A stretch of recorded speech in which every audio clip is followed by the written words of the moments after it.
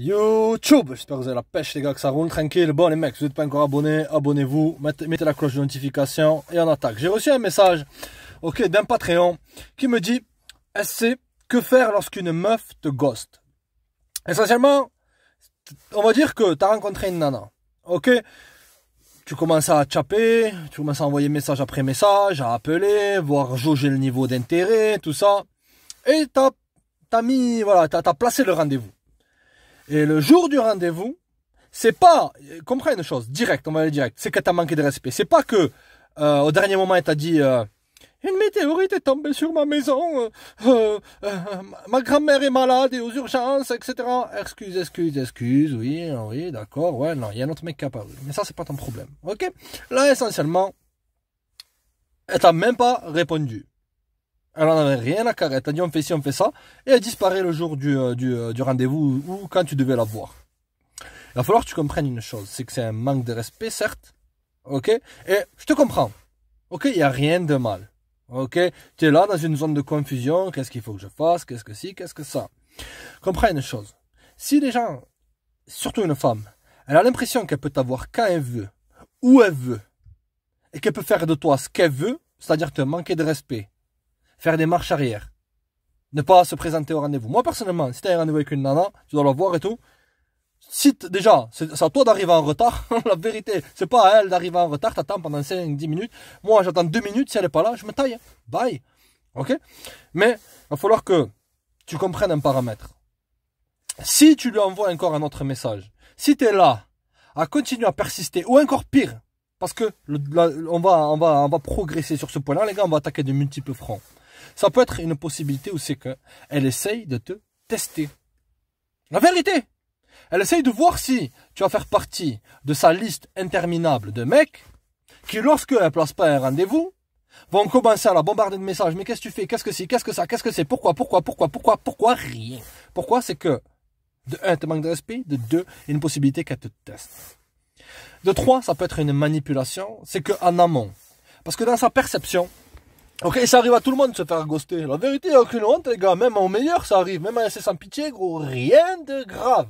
Mais il va falloir que tu réagisses à la situation. Ok? Et que tu réagisses de manière non émotive. Tu veux te présenter. Il y a beaucoup de mecs qui essayent de remonter les niveaux d'intérêt de meufs qui ghostent. Moi, personnellement, je te dirais, coupe la corde. Manque de respect, tu coupes la corde. Mais il va falloir que tu prennes ça en considération, c'est qu'il y a une possibilité qu'aussi elle te teste, qu'elle veut voir si ça va te faire réagir, que tu te mets pas à genoux, que tu te mets pas dans tes émotions, lorsque tu peux pas voir ton Altesse Cléopâtre, ok, que tu kiffes tellement que tu es là en panique, que s'il faut c'est un autre mec qui l'aura, s'il faut s'il faut quoi, s'il faut rien, tu es un homme de haute valeur, c'est toi le prix, d'accord? Donc, comprends que ça peut être aussi une forme de manipulation. Mais garde quand même en tête que, avec les nanas, en fait, c'est simple. Tu donnes ta main, tu tolères ça, elle va te prendre le bras. Et lorsqu'elle te prend le bras, elle va te manger tout cru. C'est-à-dire, a.k.a. Il y a beaucoup de mecs qui disent, ouais, allez, c'est sans pitié, mais t'as changé par rapport à l'époque, tamponnage, balardage, etc., etc. De quoi? J'ai dit quoi? Tamponnage, balardage, etc. Non, gros, ok. Comprenez une chose, c'est que la vaste majorité du temps, c'est les nanas qui vous tamponnent et qui vous balardent. La vérité, frère. Sur le marché, tu ne pourras jamais, je répète, jamais, avoir autant d'options qu'une 2 sur 1000. Tu peux remettre le blâme sur les bolosses orbiteurs, etc., mais ça ne changera pas le schmilblick. Donc, prends une camomille, respire, ok. Ta valeur, elle n'est pas définie par la validation de la nana. Ça, c'est le préambule. Les mecs ont toujours un postulat dans tout. Le postulat, c'est que tu es tellement attaché que normalement, ça devrait te faire ni chaud ni froid. Si tu aurais d'autres opportunités, si tu deviendrais attractif, si, etc., tu te poserais pas la question, bon, m'a pas encore appelé, que c'est bizarre. Non, il n'y a rien de bizarre. Jason, explosé de la vie, il a enfilé ses fameuses chaussettes Kappa, il a mis ses claquettes, il a pris son vélo avec la chambre à air trouée, il est allé, parce qu'il lui a envoyé un TFK à 22h30, et qu'il est plus excitant, il est plus imprévisible, et toi, t'étais possiblement, pourquoi elle t'a ghosté, c'est que elle joue avec toi. C'est-à-dire, elle a vu que tu avais un haut niveau d'intérêt pour elle, ok, que t'avais beaucoup de nanas, frère. C'est la tristesse des relations de maintenant. C'est pour ça que je t'ai dit, oublie tout ça. Mais regarde, certaines nanas, si tu leur montres un trop haut niveau d'intérêt, et aussi que émotionnellement, tu la kiffes, c'est-à-dire que t'as posé toutes tes cartes sur table, t'as posé toutes tes cartes. Boum, ouais, alors, boum, salut, ça va, déjà t'as initié le contact, ouais, discussion interminable, 50, 70 textos, parler toute la nuit, tout ça, et elle a eu ce qu'elle voulait, elle a eu sa validation, et elle a vu que t'étais un bolos qui faisait pas grand chose de sa vie. Donc là, elle se dit quoi? Elle se dit, bon, je suis sa seule option. Ouais, je vais aller voir un mec qui lui est flou dans ses sentiments. Bon, je sais qu'il me kiffe, tout ça. J'ai fait ci, j'ai fait ça. Je lui ai manqué de respect, mais je vais quand même, voilà, je vais lui proposer un rendez-vous, mais c'est plus un plan B. Et là, elle te voit aussi comme un plan B, comme une roue de secours. Même, je dirais même mieux, frère. Elle te voit comme un plan Z. Parce qu'une nana, si elle te voit comme un plan B, ce qui arrive. Ok? La vaste majorité, gros, elles ont plusieurs hommes pour plusieurs besoins. D'accord? Comprends que, sur ce point-là, lorsqu'elle te voit comme une option, comme un plan B, tu peux remettre la balle dans son camp. Ok? Mais là, c'est dans le cas où c'est qu'elle te répond. Là, mon pauvre, ça a été Ghostbuster. Elle est partie en courant. Elle est partie en courant courir après le mec qui n'est pas attiré par elle, etc. Ou qui est extrêmement direct. Ok? T'as peut-être un peu trop tourné autour du pot. Tu veux toujours être en position, c'est que tu jauges si elle est réellement intéressée par toi. Et si elle fait quoi? Si elle fait des efforts. Les mecs, agissez toujours d'une position de réciprocité. Montre de l'indifférence. Tu veux réattirer ce genre de personnes-là, montre de l'indifférence. Montre que tu n'as même pas affecté. Tu n'as même pas vu ça passer. Peut-être que tu l'as vu passer, frère. Tombe jamais dans tes émotions. Tu avais prévu ça avec elle. Ah, mais moi, allez, moi je suis un homme, je suis un homme de parole. Je te pose une question. Pourquoi ça n'existe pas, femme de parole? Ouais, ça n'existe pas. Pourquoi? Parce que elles sont assez, comment te dire, elles sont assez floues, comment elles fonctionnent. C'est-à-dire que elles sont très capricieuses dans leurs émotions.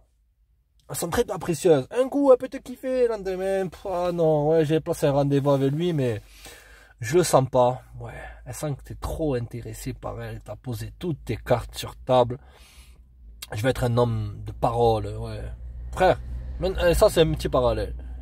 Dans toutes ces relations modernes qui n'ont pas de sens, bon bref, si ça t'intéresse encore, pourquoi tu serais une personne de parole alors que la vaste majorité du temps, elle vous ghost, elle pose des lapins, elle quitte pour aller avec d'autres gars, etc., etc.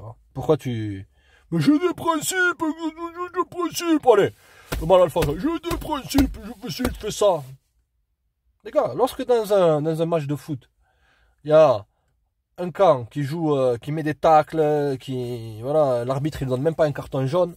Donc pourquoi la vaste majorité d'entre eux ne prennent pas la responsabilité de leurs actions à notre époque? C'est que la société leur dit faites ce que vous voulez, c'est open bar.